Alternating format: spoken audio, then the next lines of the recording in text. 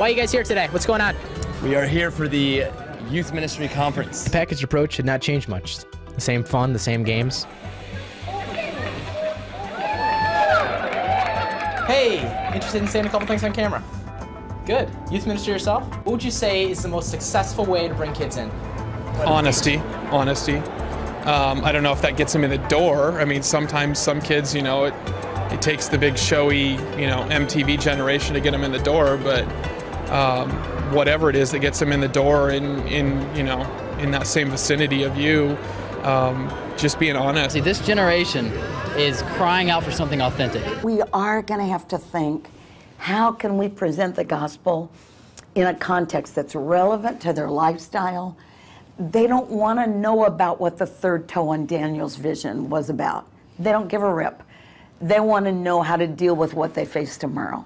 So we're going to have to present forms of the gospel that are highly relevant, highly relational. If they see us being real and authentic, that's going to draw them in even more, because that's what they're not getting anywhere in the world.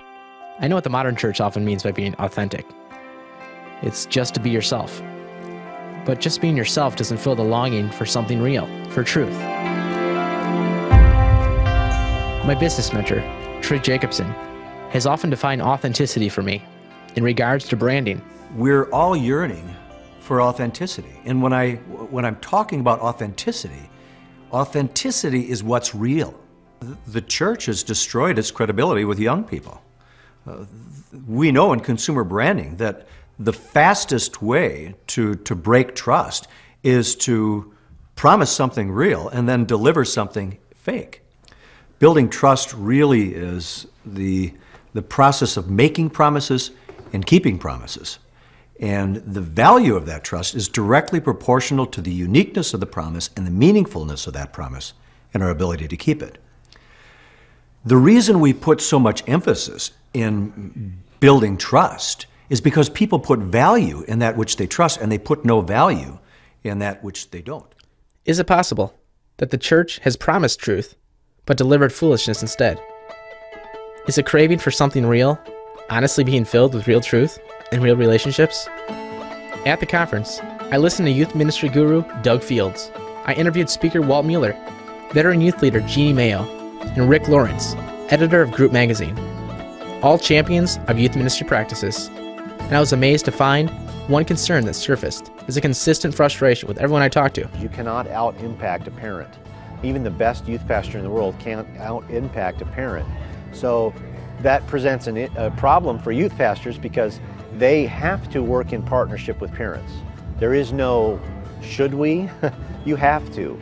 Because if you don't, if you shut down that outlet, then you're basically saying, I'm going to have very little impact in kids' lives. The family is the place where spiritual nurture takes place. I think we need to admit that there's been a problem with youth ministry over the last couple of years. Youth pastors themselves would say one of their biggest challenges is parents who themselves don't see their discipling role in their kids' lives as primary, or they see its importance, but they don't know what to do. So often they're offloaded their kids to kind of be the service providers for their faith development. So that's a frustration for a lot of youth pastors today. We all know that this youth culture is the most unparented we've ever seen in America. You know, they're parented by media, by technology, but not usually by their parents. I was stunned to find that at the youth ministry conference, the biggest frustration here seemed to be that parents won't get involved. When you look at the family, right, that's where discipleship and nurturing takes place. Unfortunately, we live in a world now where half of families have suffered through divorce. And so the church has to be the family. Derwin Gray pastors a church that involves teens beyond the 5th grade in the meeting of the church. Every ministry context is different. At Transformation Church, where I serve as lead pastor, our biblical philosophy with students is that they are a part of the church. Students do not need to be segregated from the church as a whole, but they must be integrated into the church. I think it's a great thing in that it's not new, it's biblical. I don't want to be a poster board for this way of church is the only way of church.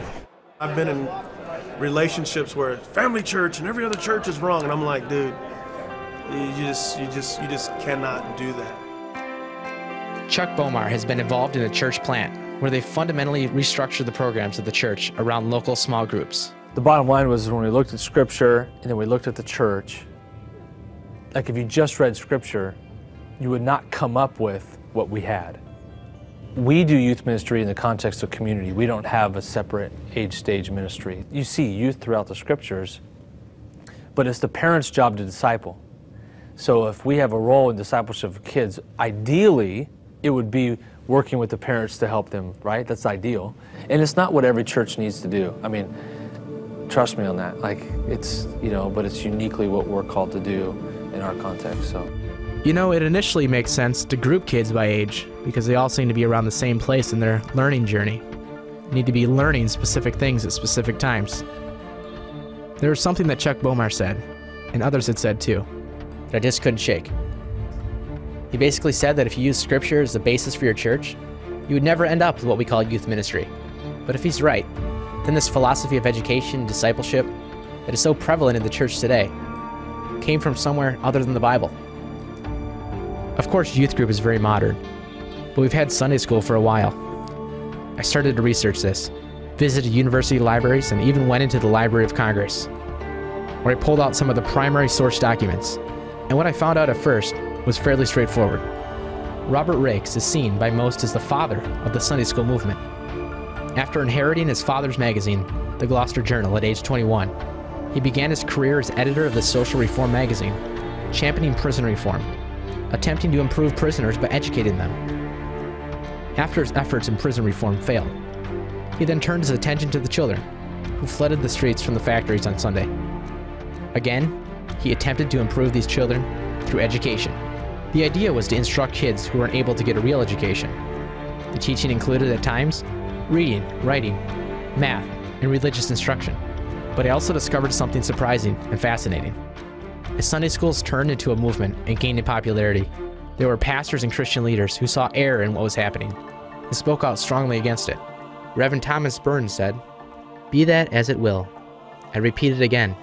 My great objection to Sunday schools is that I am afraid they will in the end destroy all family religion, and whatever has the tendency to do this, I consider is my duty to guard you against." Is what we're seeing today a direct fulfillment of Burns' prediction? Scott Brown is an author and pastor who influenced my dad's thinking many years ago. I sat down with him to discuss his latest book called A Weed in the Church, which is a thorough biblical evaluation of modern youth ministry, and also a detailed history of its origins. I've actually discovered there's a level of controversy surrounding Rakes and his movement, the Sunday school movement. Right. And his contemporaries actually predicted that Sunday school would eventually destroy the family. Right. They feared that fathers would relinquish their responsibility to teach their children and give it to the Sunday school. But you have to understand what Rakes was doing was completely outside the church. Over time, though, because the movement was so massive, the church ended up adopting the basic principle. There were lots of stepping stones that got us to the place where we segregated youth into their own cultures. And there were lots of forces that brought that about. But what Rakes did was really different from the modern Sunday school movement. It's a really distant relative. It goes way back to the Greeks. It goes back to Plato.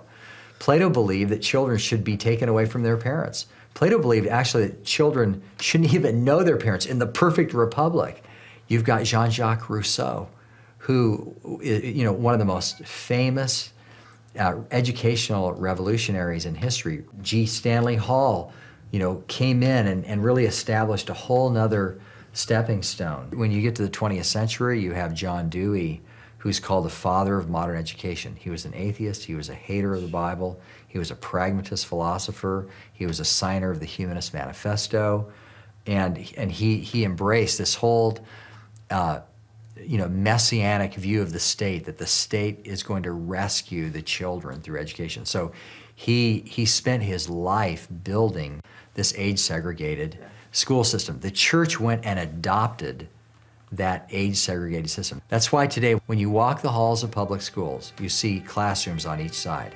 And when you walk down the hallways in churches, you see the exact same pattern of education. When we adopted this model, this factory model, and brought it into our views of education, so that we have this notion that schooling is when we take the product, the child, and put them through a series of processes, and they come out the product. This is where school to work came from hundreds of years ago. This is not some new idea from educational bureaucrats, but it's always driven the government school system. And the church, being uncritical and not being deliberate, I think embraced that idea and created, again, similar Sunday school curricula that's built on different age groups. The modern Christian has absolutely no idea how immersed he is in these wrong foundations. Doug Phillips is a historian and church leader who's dedicated his life to the restoration of the biblical family. When the modern Sunday school movement began, first of all, it didn't begin as an outreach to Christians, but to the lost. Second of all, for 1,800 years, the assumption was children are with their parents in the meeting of the church, parents disciple their children. So when these things began to change, it was very strange. People knew that it was out of context with the history of the church. One of the key influences in developing the modern youth culture was the creation of the modern classroom environment. According to the theory of evolution, man developed over millions of years, and there was the Australopithecine, there was the Ramapithecine, then there was Neanderthal. Well, men like G. Stanley Hall took that and they applied that to child development theory. And the same child development theory was then applied to the classroom. Here's what they said. We don't want 6-year-olds with 12-year-olds any more than we want Australopithecine with Ramapithecine. We don't want the Neanderthals with the Homo sapiens. We want to keep them separated along different age groups. And consequently, we had the development of the age-segregated classroom. Never seen it before, hadn't been part of American history. It was a modern innovation meant to accommodate evolutionary thinking. And every time you go into a Christian church and they're breaking the barriers along these age groups, they're simply borrowing from an evolutionary platform. We have been using the segregated approach with programs and youth ministry in the church my entire life. It's always seemed like such a normal and necessary part of the church. But understanding the roots of this methodology in paganism changes everything for me. It goes back to around 380 BC, when the Greek philosopher Plato wrote it in Greek literature, the idea that children must be separated from their parents. Jean-Jacques Rousseau expanded on the Platonic thesis, saying that the education of children is more important to the state than to their fathers. Robert Riggs promoted a social reform program called Sunday School for street children. G. Stanley Hall applied Darwinian evolution to child development theory, codifying the modern concept of adolescence. John Dewey fathered modern education, institutionalizing the age-segregated classroom environment.